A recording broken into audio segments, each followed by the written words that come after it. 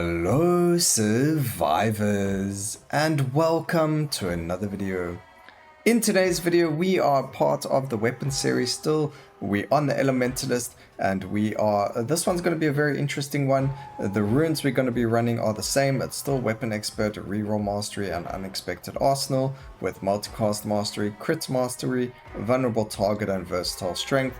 But the Elementalist is very interesting because there are 100 billion exaggeration over there. There are many better runes for him because he does a lot of damage over time. Also his fourth weapon, the skills actually need a lot of like generalist and things like that. So we're going to try and stay away from Dark Torrent. It's not going to do a lot of damage if we are not running a whole bunch of different things, although we could probably get some decent things out of it. But we're actually going to start with his second weapon to get severe cold and freezing blow. Very strong skills in the beginning. Ray of fire will be very good with heat explosion for the melting, and then also lightning beam and core lightning will be quite decent. So we're looking at these 6 skills. I don't know if we're going to land up using shadow cut and dark torrent, but we'll see what the game gives us and how well that goes. So let's see how well we can do with the Elementalist. Hopefully we can get something going. And again, this is the second time I've done this now. We did it with the Assassin as well, where we accidentally clicked on the weapon and did not click back onto the weapon we were starting with. So sorry about that, ladies and gentlemen. It happens. Hopefully not again, but it happens. Alright, I know that back in the day Severe Cold actually got a nerf because it was quite a strong skill, but having Freezing Blow change all of our slow stacks into Paralysis is going to be fantastic. Paralysis can increase our damage. I think the cap for Paralysis is 500%, so we got a long way to work. We need to try and get as many slow stacks as possible so that Freezing Blow can be the main damage dealer. Otherwise we're going to look at maybe something like Core Lightning or even Lightning Beam being the skills that we need to grab just to get this going a lot faster. But I think this may be one of the slowest times. I do know that Pyromancer was really slow, but this could be even slower. I mean, Pyromancer had his ultimate, so if we don't get heat explosion, we're not going to have the melting, and we're going to have a really rough time with the bosses, but we'll see how it goes. You can see that our Elementalist is very slow as well, so you do want to work on a bit of movement speed for him and go forward from there. We do luckily get a lot of negative effects from our Ascension, but in terms of how much damage they do, they're not really the greatest or most grand of them. The one that does the most damage is actually the Toxic variant. It seems to just have the most amount of damage being dealt for what it does, and so every time we see a green orb on the floor, we should definitely pick them up. Alright, so there's area of effect. We got shadow cut. We are going to just have to take it. We didn't look. We're on 65% crit at the beginning of the run. There's dark torrent. We are going to take these just in the very beginning. There's core lightning, that's great. There's impending doom, that's also great. Area of effect for frontal, that's perfect. That's not lightning beam, that's arcane beam, so we can't use it. Heat explosion, fantastic. And then we're just going to land up taking some really good area of effects, and then hopefully we can just replace dark torrent again.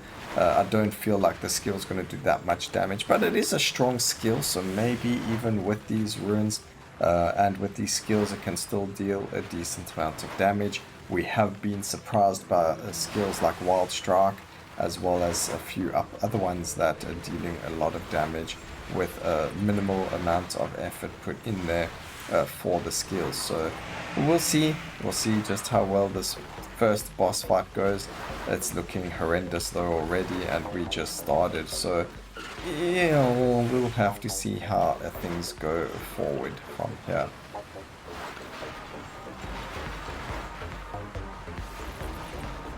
Ow.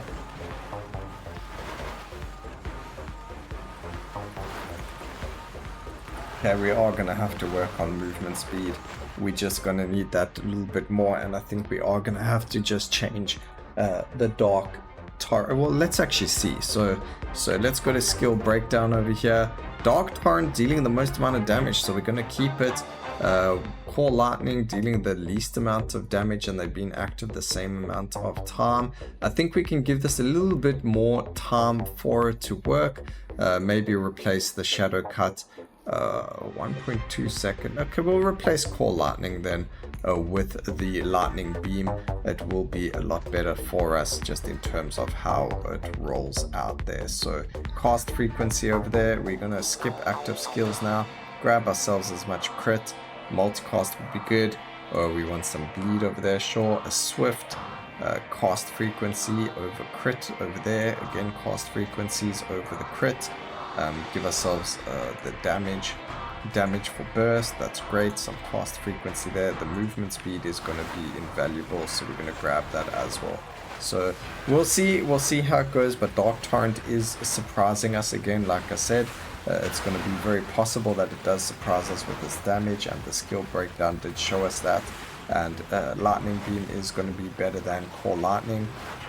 Originally, back in the day, Core Lightning did actually provide disoriented and not dazed. So it used to be a really strong skill that a lot of people used on the Elementalist. But since that got changed back to dazed instead of disoriented, we actually, a lot of people don't use it anymore. It was like a really hard nerf on the Elementalist, and you can actually see it yourself when you play with him. Like, just imagine how much more damage you would have done if that was disoriented and not dazed.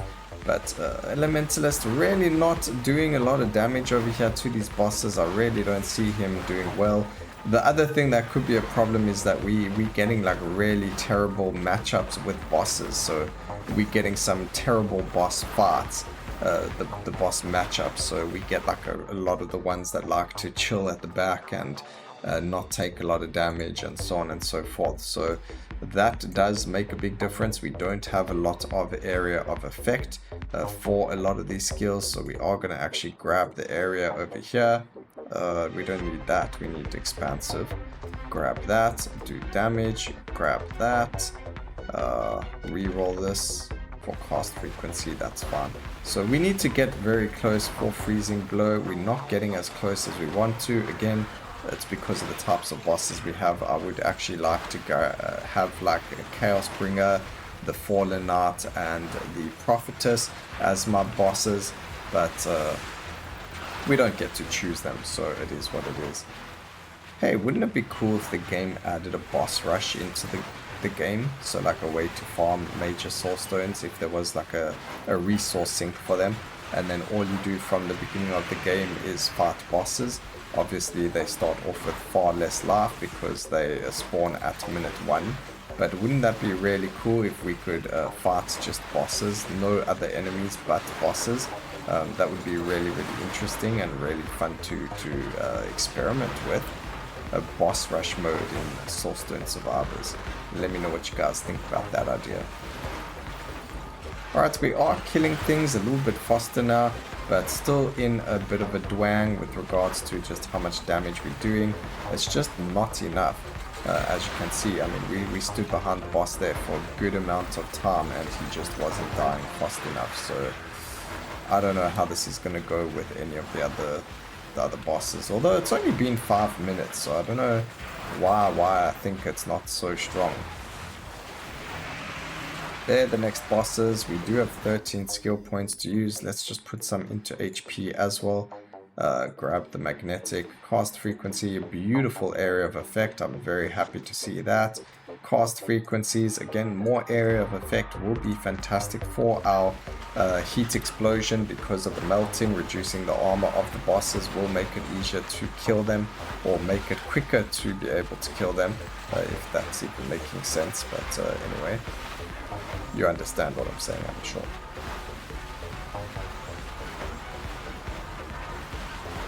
Alright, probably one of the most difficult fights I've had, but very enjoyable fights nonetheless. I really do enjoy challenges, you know, like when you're on the edge of your screen, like, oh no, if I don't dodge this attack I'm gonna die sort of feeling. So it's really enjoyable when you don't have like a super strong character and you still manage to finish the run. It just feels very gratifying if that's the right word, gratuitous, or, you know, self-gratifying, whatever the case may be. Like here we are sitting on 23 health. Are we going to lose another life, or are we going to be able to finish the game with this 23 life? Of course, as soon as we level up, we will get a little bit more life, but we got to try and dodge everything to make sure we don't lose that one life. We don't have the Eternal Guardian, so we should be a-okay here for a bit. We got a Fallen Knight. He's trying to spin. We've got all these AoEs on our heads. What's happening over here? We get some poison going off at them. We've got that. We took a hit, unfortunately, so that's not going to work out very well. We now have our last life, trying to just stay alive, circle the bosses. We do have a little bit of leeway over here. Do a great increase in damage over there, and grab ourselves some health just so that we get that little bit extra, because that could be the difference between us living or dying. But if we could kill something over here, that would just be fantastic. As you can see, we did kill something. That's fantastic. Who was that? The Prophetess died? No, it wasn't the Prophetess. There's the Prophetess, the last one alive, and she died. Thank you. 7 minutes and 13 seconds. It's still a really good time, but really bad time at the same time if you compare it to some of the other characters. Let's take a look at what was the best skill. Shadow Cut, dealing more than Dark Torrent. I knew Dark Torrent was going to be trash. Shadow Cut dealing more damage, that was really interesting.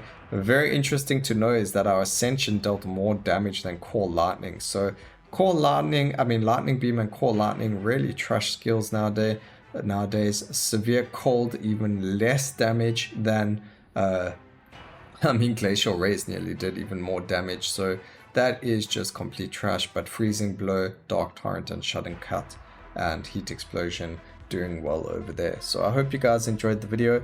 Please remember to like, comment, and subscribe for more videos like this in the future. And always remember, keep safe, survivors. Until next time, cheers.